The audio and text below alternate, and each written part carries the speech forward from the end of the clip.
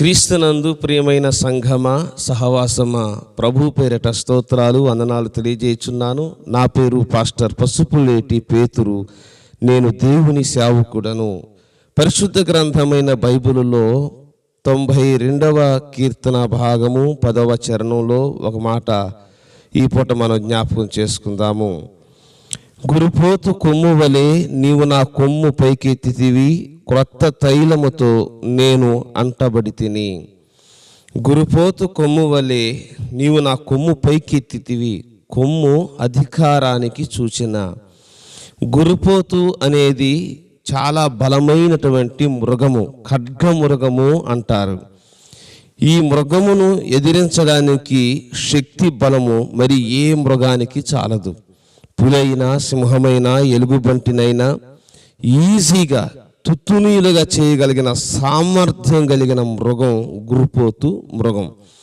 ఇటువంటి బలమైన అభిషేక తైలం నాకు అనుగ్రహించావు అని కీర్తనాకారుడు తెలియజేస్తున్నాడు. క్రొత్త తైలముతో నన్ను అంటావు అన్నాడు. తైలము అభిషేకానికి, పరిశుద్ధాత్మకు సూచనగా ఉన్నది. ఒకరోజు నయోమి రూతుతో చెప్తుంది, నా కుమారి, నేను నీకు విశ్రాంతి కలుగజేయవలసిన దానను. కాబట్టి ఈ రాత్రి ఎవరు తూర్పార పట్టింపబోతున్నాడు బోయాజు. నీవు ఆయనను కలవాలి అని అంటే ఒక ప్రత్యేకమైన వ్యక్తిగా నీవు బయలుదేరాలి. నీవు స్నానం చేయాలి, తైలం రాచుకోవాలి, నీ వస్త్రాలు, నీ బట్టలు కట్టుకోవాలి. అప్పుడు నీవు ఆ కల్లానికి వెళితే ఆయన నిన్ను అంగీకరిస్తాడు అనేటువంటి సంభాషణ నయోమి రూతుతో చెప్తుంది. తైలము అనగా పరిశుద్ధాత్మకు సూచన.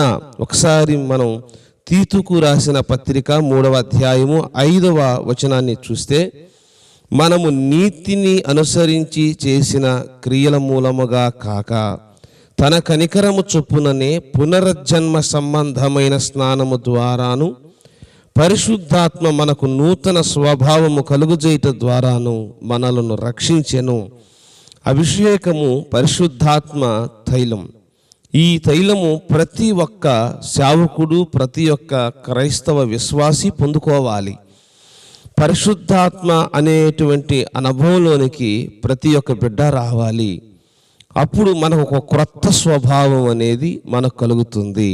కోపం, తాపం, వ్యతిరేకత, అబద్ధము, లోభము, మత్సరము, కలహము, ఇవన్నీ కూడా తొలగిపోయి ఒక నూతనమైనటువంటి స్వభావము, రాతి గుండెను మీలో తీసివేసి మాంసపు గుండెను ఇచ్చేదను అన్న వాగ్దానము నీ జీవితంలో నెరవేరుతుంది. క్రొత్త తైలముతో ఎప్పటికప్పుడు మనం అభిషేకించబడుతూనే ఉండాలి. కీర్తనాకారుడైనటువంటి భక్తుడు దావీదు 23వ కీర్తనలో ఒక మాట తెలియజేస్తూ ఉంటున్నాడు. ఒకసారి ఆ మాట చదువుకుందాము. ప్రియులారా, 23వ కీర్తన భాగము 5వ చరణం అన్న, నూనెతో నా తల అంటి ఉన్నావు, నా గిన్నె నిండి పొర్లుచున్నది. మనం ఎప్పటికప్పుడు మనము పరిశుద్ధాత్మ అనే అభిషేకాన్ని పొందుకుంటూ ఉండాలి. ఆయనను రమ్మని ఆహ్వానిస్తూ ఉండాలి. అపోస్తలుడైనటువంటి పౌలు గారు కూడా ఇదే మాట తెలియజేస్తాడు. మీరు బాప్తిస్మము పొందినప్పుడు పరిశుద్ధాత్మను పొందితీరా అంటాడు. కాబట్టి ప్రియులారా, మనం బాప్తిస్మం పొందిన తర్వాత పరిశుద్ధాత్మ అనుభవంలోనికి రావాలి. సౌలైనటువంటి రాజు ప్రియులారా మొదట సమూయేలు చేత పొందిన అభిషేకమే కానీ మరలా తాను అభిషేకము పొందుకున్నట్లుగా దాఖలాలు లేవు. అదే మాట బైబిల్ కూడా మనకు తెలియచేస్తుంది. ఒకసారి పరిశుద్ధ గ్రంథమైన బైబిల్ 2వ సమూయేలు గ్రంథము మొదటి అధ్యాయములో మనం చూస్తే 21వ వచనములో, బలాఢ్యుల డాళ్ళు అవమానముగా పారవేయబడిను, తైలము చేత అభిషేకింపబడని వారిదైనట్టు సౌలు డాలును పారవేయబడెను. చూసారా, అభిషేకం అనేది మరలా పొందుకుంటూ ఉండాలి.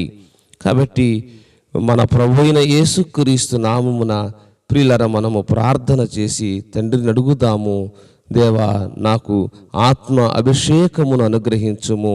నేను ఈ లోకంలో జీవించాలి, పాపాన్ని జయించాలి అని అంటే నీ నీ ఆత్మ నడుపుదల ఎంతో అవసరమని మనం కోరుకుందాం.